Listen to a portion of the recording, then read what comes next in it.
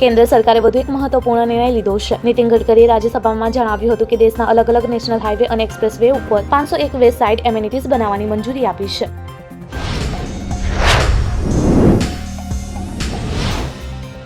સોનું ખરીદવા માંગતા લોકો માટે ઉત્તમ મોકો છે. સોમવારે સોનાના ભાવમાં ઘટાડો થયો છે. 24 કેરેટ સોનાનો ભાવ 93,734 થયો છે.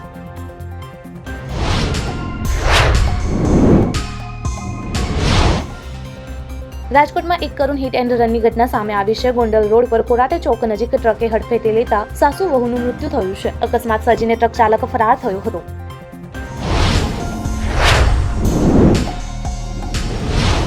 રશિયાના પ્રમુખ વ્લાદિમીર પુતિને પ્રધાનમંત્રી નરેન્દ્ર મોદીને ફોન કરીને ભારતના પહેલગામમાં થયેલા આતંકવાદી હુમલાની કડક નિંદા કરી અને આતંકવાદ સામેની લડાઈમાં ભારતને સંપૂર્ણ સમર્થન આપવાની ખાતરી આપી છે.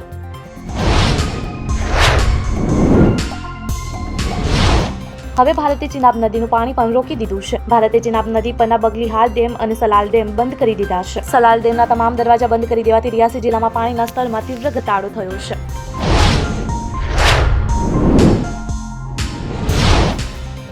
પાકિસ્તાન અને ભારત વચ્ચેના તણાવને લઈને પીએમ મોદી સતત બેઠકો કરી રહ્યા છે. પીએમ મોદી અને સંરક્ષણ સચિવ રાજેશ કુમાર વચ્ચે આજે બેઠક શરૂ થઈ છે.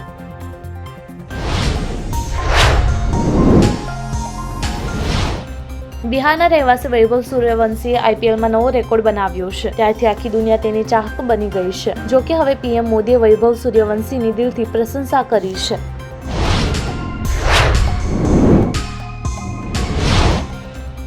બોલિવૂડની આઇકોનિક કોમેડી ફિલ્મ હેરાફેરીનો ત્રીજો ભાગ એટલે કે હેરાફેરી 3 હવે સત્તાવાર રીતે ફ્લોર પર આવી ગઈ છે. આઈપીએલમાં હેરાફેરી 3નું ટીઝર બતાવવામાં આવશે.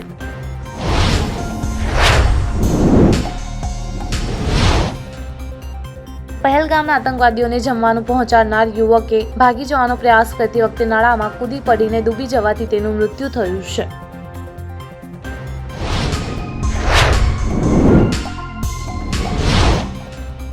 કેનેડાના ટોરેન્ટોથી એક ચોંકાવનારી ઘટના પ્રકાશમાં આવી છે, જ્યાં હિન્દુ વિરોધી પરેડ કાઢવામાં આવી હતી. કે ગેંગે 8 લાખ હિન્દુઓને ભારત મોકલવાની માંગ કરી છે.